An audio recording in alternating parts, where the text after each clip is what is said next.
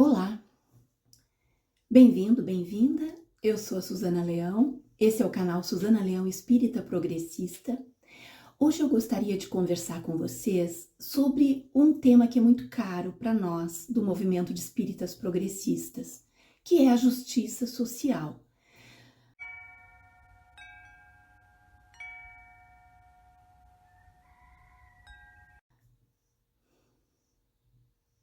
Queridos e queridas, quando nós falamos de justiça social, muitas pessoas nos interpretam de forma equivocada, achando que nós estamos querendo propor um mundo de fantasia, um mundo onde não haja classe social, onde todas as pessoas vão ser niveladas por baixo, onde nós vamos ter que abrir a nossa casa para receber quem não tem casa, que são as fake news, as mentiras que a extrema-direita usa para assustar as pessoas, a classe média, inclusive até a classe média baixa.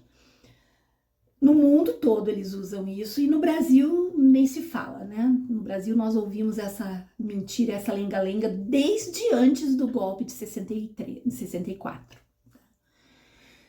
Então eu acho que eu trouxe alguns trechos de alguns livros para que a gente tente montar um raciocínio lógico a respeito disso, né? Uma conclusão embasada a respeito disso, e para que a gente desmistifique a questão da justiça social, né? Nós, espíritas progressistas, e todos os progressistas do mundo, não só espíritas, né? Porque existem progressistas de outras religiões também. Nós lutamos por um mundo mais justo, justiça social. Essa é a questão. Nós não estamos querendo nivelar por baixo. Nós sabemos que as pessoas são diferentes. Nós sabemos que as culturas das sociedades e dos microgrupos que compõem uma sociedade são diferentes. Não existe possibilidade de nivelar uma sociedade complexa. Não existe essa possibilidade e nem essa vontade, né? A China comunista, que hoje em dia nós não podemos nem dizer que ela é comunista, eles próprios, né, os chineses nos ensinam que o socialismo chinês é uma coisa nova, o socialismo chinês foi criado com a China criou esse sistema chamado de socialismo chinês. No socialismo chinês, as pessoas não são todas iguais, as pessoas são diferentes, as pessoas trabalham em áreas diferentes, recebem salários diferentes, inclusive, mas tem acesso a todas as possibilidades de forma equitativa, né? Isso é o que nós buscamos, né? Não dá para usar o exemplo de Cuba, porque Cuba é uma sociedade estrangulada pelo império decadente norte-americano, né? Dos Estados Unidos. Cuba é estrangulada economicamente, com sanções, com bloqueios. Há 60 anos eles sofrem isso. Então, Cuba não conseguiu desabrochar, não conseguiu. Mas mesmo com o bloqueio, Cuba formou milhares e milhares e milhares de médicos, exporta esses médicos para o mundo, né, nos momentos de catástrofe, nos momentos de dificuldade. Então, nós precisamos entender o que a gente está falando, gente. Quando nós falamos em justiça social, nós não estamos dizendo que cada pessoa vai ter que pegar o morador de rua e levar para dentro de casa. Nós estamos dizendo que nós precisamos defender um Estado justo, forte, um Estado que mantenha eu estou falando agora da nossa realidade brasileira, que mantenha um sistema de saúde público e universal, que é o SUS, forte, que nós possamos ir buscar um médico, um especialista e a gente consiga, né? Porque nos 6 últimos anos, antes agora desse terceiro mandato do Lula, no período do vampiro e no período do inominável, Eles praticamente desmontaram o SUS. Eu utilizo o SUS há muitos anos, porque eu sofro de bronquite asmática crônica. Então, eu vou ao SUS praticamente uma vez por mês, eu recebo toda a minha medicação via SUS, né? Então, eu percebi que nesses anos foi muito difícil.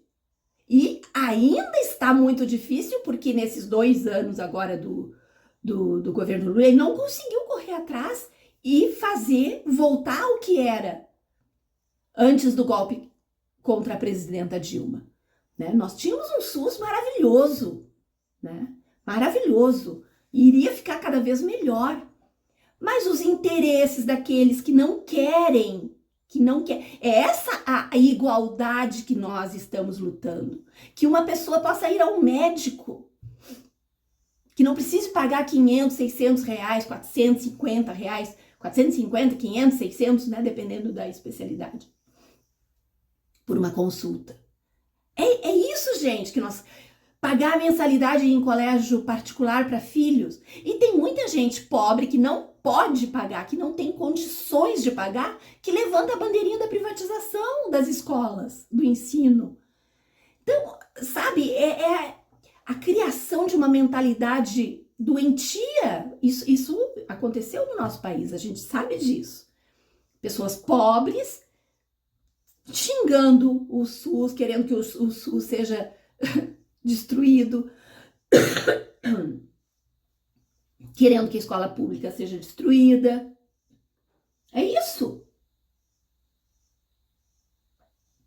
As pessoas não entendem o conceito de justiça social quando nós falamos de justiça social. Justiça social é nós lutarmos para não ter uma polícia militar assassina de gente negra, de gente pobre. Essa é a justiça social pela qual nós lutamos. Eu trouxe aqui 3 livros, tá? O nosso querido, da Sociedade do Sujeito Inacabado, Os Espiritualistas perante a Paz e o Marxismo, do Euzinho Gaston Lavigne. Eu acho que eu já fiz um vídeo a respeito desse livro. E o Livro dos Espíritos, e eu quero ler um pedacinho de cada um para a gente complementar esse nosso pensamento. Vamos começar aqui pelo Livro dos Espíritos, tá? É uma questão que toda pessoa, todo neoliberal espírita de direita ou da extrema direita entra aqui e coloca. Eles esfregam essa questão na cara da gente achando que, oh meu Deus, tenho toda a verdade, olha aqui. Preste atenção.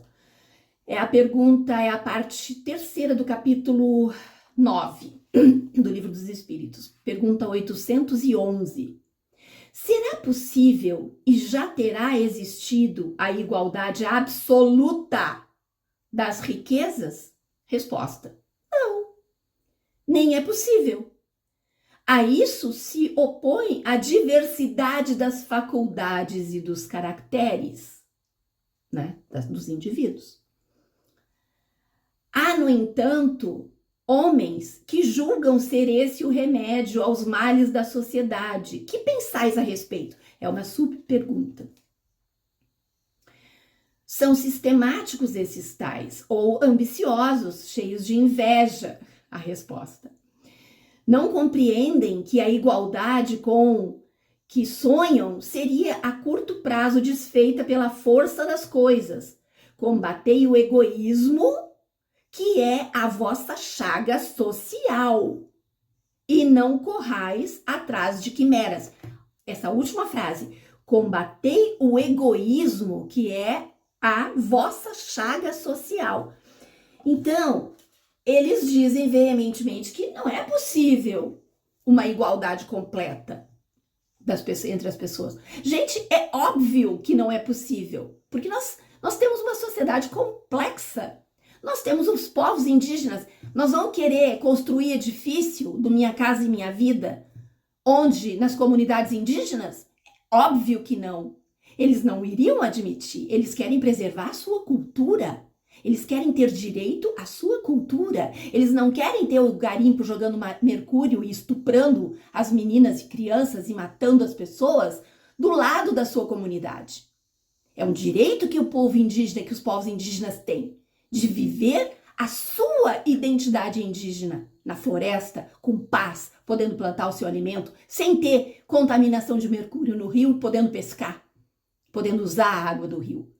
Essa é a riqueza que eles procuram, é isso que nós temos que lutar para que eles consigam.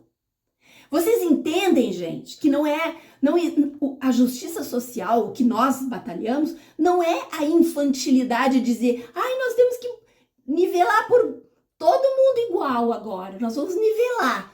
Passar uma... Gente, quem é que diz isso? Não existe isso. Ninguém defende isso. Aí o senhorzinho lá que tá com o seu carro financiado em 48 prestações, ele acha que ele vai ter que entregar o seu carro para os pobres poderem ter o seu carrinho. Gente, não é isso. Ou aquele que está pagando seu financiamento, seu apartamentinho lá, sua kitnet, acha que vai ter que trazer um morador de rua para a sala. Gente, não. O que nós lutamos é para que não existam mais moradores de rua, para que as pessoas consigam emprego, para que as pessoas que são doentes por adição de álcool, drogas, aqueles que têm dependência química, dependência psíquica, os que precisam de tratamento, tenham um tratamento digno. Possam ser tratados, depois possam ter o seu emprego, possam ser reabsorvidos pela sociedade, né? As famílias se desmancham porque as pessoas não têm como pagar um tratamento para uma pessoa. Aí, os espertalhões das igrejas neopentecostais, que são da extrema direita, né? E deve existir trabalho sério, eu acho que sim. Não conheço nenhum ainda, não conheci, mas deve existir, e eu não quero aqui generalizar, tá? Os que eu conheci foram coisas assim horríveis que se ouve falar de que as pessoas são torturadas dentro desses ambientes. Esses pastores neopentecostais da extrema-direita viram nisso um nicho para poder ganhar dinheiro. Eles sempre encontram nichos para poder ganhar dinheiro. Aí pegam dinheiro do governo, né, para poder montar aqueles asilos, aqueles abrigos que são pontos de tortura, né, pontos de aniquilação total das pessoas. Bom, então, entendam, justiça social, quando o Kardec perguntou aquilo, talvez, no século XIX, fosse muito comum, porque nós sabemos que existem as pessoas com um pensamento um pouco mais radical, né? Que acham que nós só vamos conseguir mudar tudo com a arma na mão. Eu não faço parte. E a maioria dos meus amigos do movimento de espíritas progressistas não faz parte dessa via, né, radical, que acha que todas as mudanças sociais vão ser feitas à base da guerra. Eu acho que não. Eu não sou socialista utópica como era o Leon Denis. O Leon Denis era uma criatura pura. Ele era puro, ele era adepto do socialismo utópico. Ele achava que as classes dominantes iriam perceber, puro, completamente ingênuo, uma pessoa de coração límpido, que as classes dominantes iriam perceber que essa desigualdade social era prejudicial para elas próprias e iria haver um consenso de classes. Esse era o pensamento do socialismo utópico. Não sou socialista utópica. Eu sei que se a gente não ficar martelando, mas eu também não acho que nós vamos ter que pegar em armas. Não é isso, gente. Não é isso. Não existe esse radicalismo dentro do movimento de espíritas progressistas. Nós lutamos por uma sociedade forte, justa, um Estado forte que possa prover os seus habitantes de forma justa, né? De forma equitativa, né? Que uma pessoa pobre possa ter acesso à educação de qualidade, à medicina, né? À saúde de qualidade, que é escola pública, que é o SUS. São essas as nossas bandeiras, né? Que nós não tenhamos essa polícia assassina que entra, que bota a perna na porta das casas pobres e mata as pessoas, mata os meninos na frente das mães, Sabe? Porque se nós não oferecemos para esses adolescentes esporte, cultura, se nós não fizermos isso enquanto sociedade, o que sobra para eles? Aquela portinha daquela igreja neopentecostal que vai abrir lá dentro da favela, vai cooptar todos eles, vai ter um ponto de encontro ali para os jovens, eles vão poder cantar, eles vão poder tocar violão, eles vão poder se divertir um pouco, e aí começa uma lavagem cerebral também, paralelamente a isso, né? Que é a lavagem cerebral nefasta, que é o próprio pobre indo contra o pobre, contra os seus próprios direitos. Porque as igrejas neopentecostais, elas são capitalistas, totalmente capitalistas. Elas defendem o capitalismo. Então são pessoas pobres defendendo o capitalismo. Para ilustrar um pouquinho, eu vou ler aqui um trechinho do nosso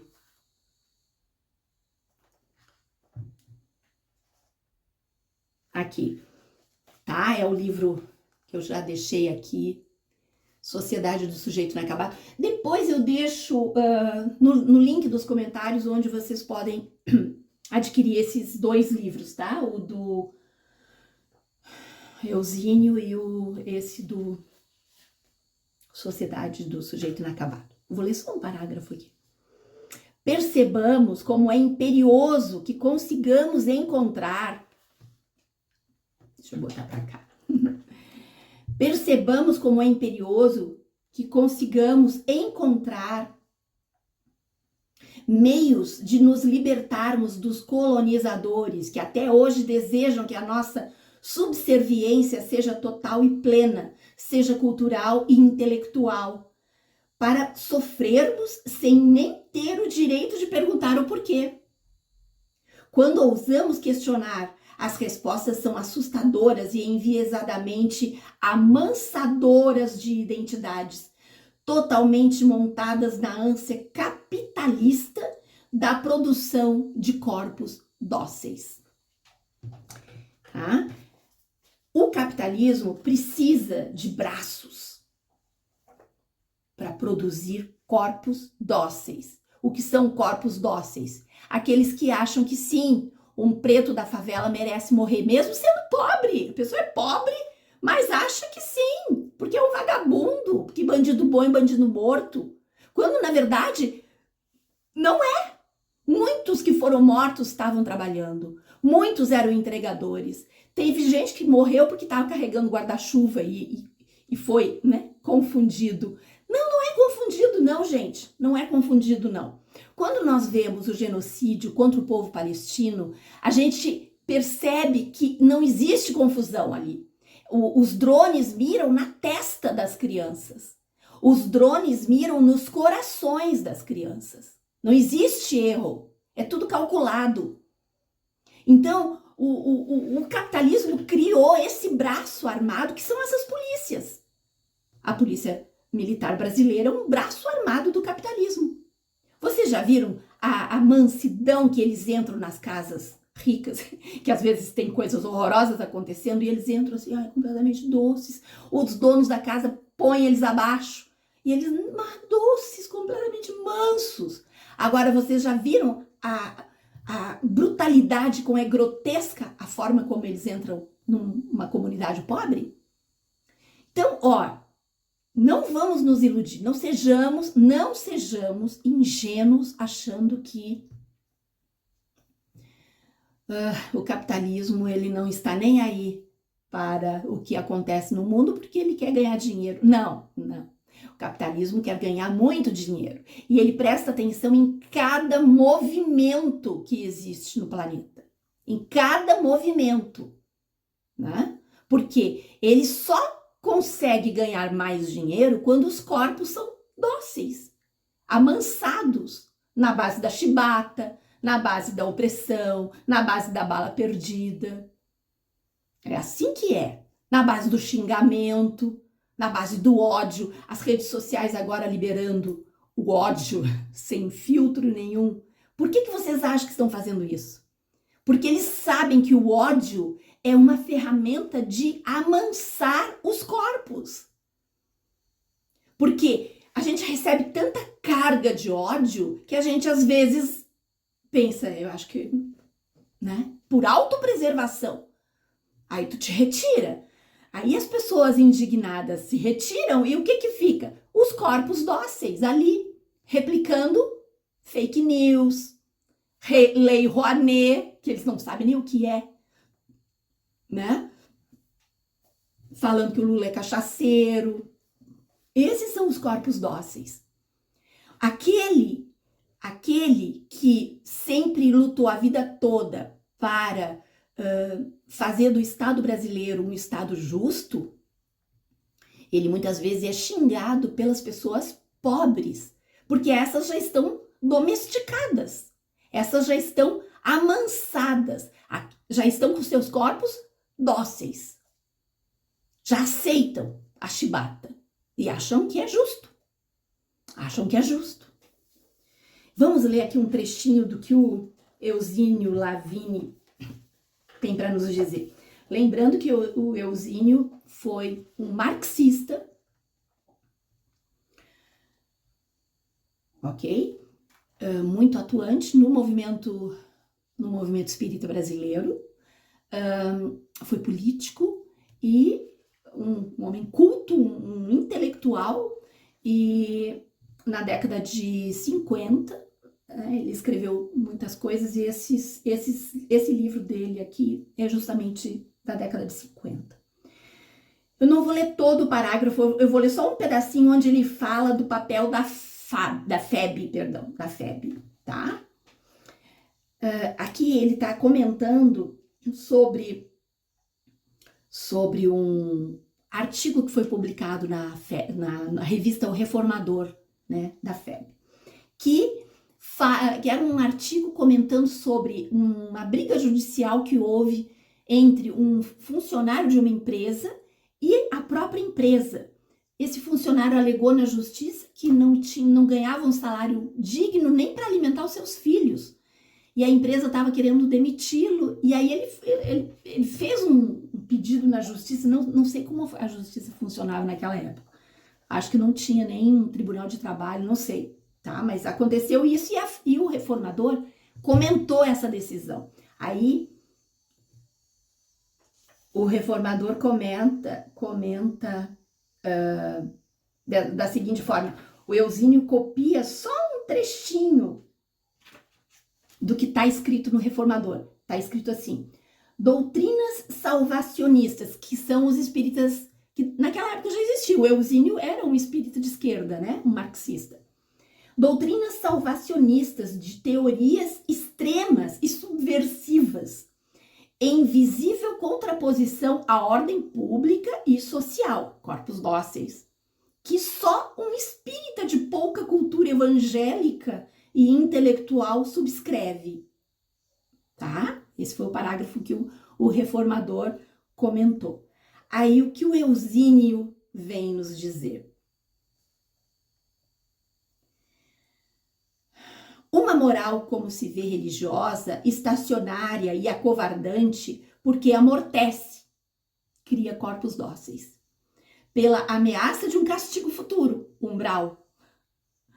Eu estou fazendo umas interferências aqui, tá? Ele não escreveu umbral, mas eu estou dizendo. O espírito de iniciativa contra uma ordem social caduca e liga a nossa responsabilidade à transgressão de uma lei que não se pode mais considerar lei, porque emana de uma infraestrutura econômica condenada pela própria moral cristã. Cristo esteve sempre ao lado dos pobres. Sempre. Ele continua daí.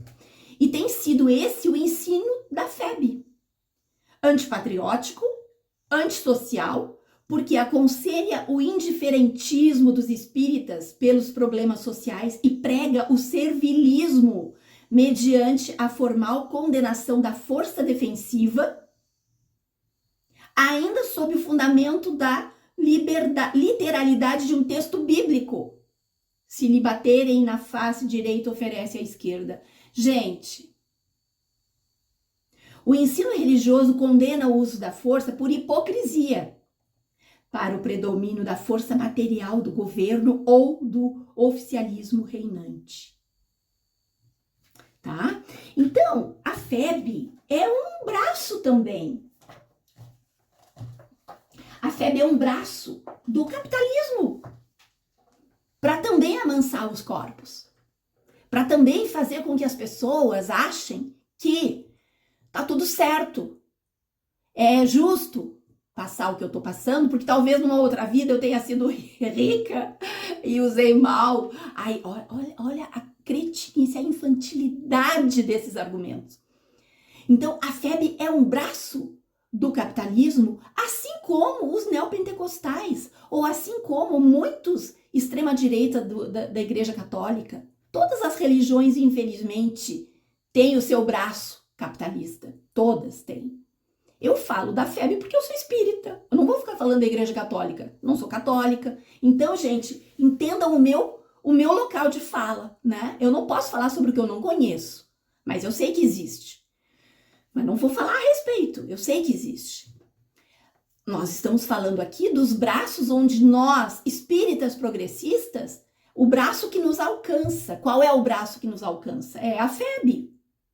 A FEB que nos chama muitos membros famosos, muitos que são homens e mulheres conceituados na FEB, chamam o movimento de espíritas progressistas de bando de vagabundo comunista. Ai, olha, eu às vezes tenho que achar graça. Mas então, voltando para fazer o nosso encerramento, não sejamos literais, tá? Literais em pegar, catar, vou catar lá no Livro dos Espíritos uma coisinha, ou em qualquer outra obra do Kardec, uma coisinha que fale mal da justiça social. Tentem entender, tentem ler direito a frase, tentem saber o que é a justiça social que os progressistas lutam, tá? Porque a justiça social, ela beneficia a mim. O meu filho agora está se formando pelo ProUni, bolsa do ProUni. Graças a Deus, que lindo que isso. Ele e os amigos todos dele. Então, gente, nós somos beneficiados. Nós somos. Se eu tivesse que pagar uma consulta médica por mês por causa do meu problema crônico, eu nem sei como é que estaria a minha vida. Eu nem sei. Eu não teria dinheiro para comprar um livro. Vocês entendem como nós precisamos entender que quando a gente luta por justiça social, nós estamos falando para a gente também, né? Para a gente também. Nós temos esse direito. Nós fazemos essa luta porque queremos que todos tenham esse direito. Para que todos vivam num país, para que todas as encarnações possam ter a sua boa colheita. Mas essas pessoas que são contra a justiça social ficam levantando a bandeirinha, né? Ai, a favor da vida. A favor da vida. A favor da vida de quem? A favor da vida de quem? Né? Ficam defendendo que crianças pequenininhas, meninas que não têm corpo, já sofreram todos os traumas possíveis com estupro, com violência, não tem corpo para gerar um outro ser, para que essas crianças deem à luz. Isso parece o conto da Aya, isso parece uma distopia. Então, a gente precisa sim, infelizmente, a gente precisa sim se colocar, dar as respostas necessárias, fazer com que as pessoas saiam desse transe de corpos dóceis, né, de culpa e castigo, que um braço do capitalismo, que é a FEB, impôs aos espíritas, todos os espíritas. E o nosso grupo é um grupo que se apartou, que se afastou disso, que não se isolou, porque nós não somos nós não estamos isolados. Nós não estamos isolados, né? Nós somos um grupo simplesmente autônomo. E é muito importante que as pessoas saibam o que nós estamos defendendo. O que é a justiça social a qual nós defendemos, né? É importante porque as fake news, elas se alimentam do medo, elas se alimentam do pânico moral, elas se alimentam da desinformação. Olha o escarcéu que estão fazendo agora por causa do Pix, né? Do Pix. Se uma pessoa pobre que ganha a vida, ganha 3 mil reais, 4 mil reais lá vendendo suas coisinhas, essa pessoa não passa nem perto do interesse da Receita Federal. Mas políticos que compram apartamentos com dinheiro vivo, políticos que compram 50 e poucos apartamentos com dinheiro vivo e mais 50 e poucos, sabe-se lá como, ao todo 100 e poucos imóveis, esses sim, a Receita Federal vai estar de olho, esses sim. Políticos que recebem propina, políticos que recebem financiamento escuso, esse sim. O pânico deles é esse, o medo deles é esse. Aí o que eles fazem? Ativam os corpos dóceis, que são os pobres que não tem nada a ver com isso. Aí os pobres vão parar de querer receber Pix, vão parar de vender suas coisinhas. Que quem é que anda com dinheiro na rua? Ninguém, né? O Pix é muito mais tranquilo. Então, a gente precisa sim colocar as coisas nos seus devidos lugares, para que a extrema-direita capitalista, que quer dominar, massacrar como um animal parasita que suga até a última gota, né, do hospedeiro, assim que é o capitalismo, e a extrema-direita é esse braço do capitalismo, e as religiões que estão abraçando a extrema-direita se tornaram braços do capitalismo também. Então nós precisamos de vez em quando dar uma sacudida para que as coisas venham, né, caiam nos seus devidos lugares. Hoje é isso, agradeço a companhia, nos encontramos novamente, fiquem bem, até a próxima.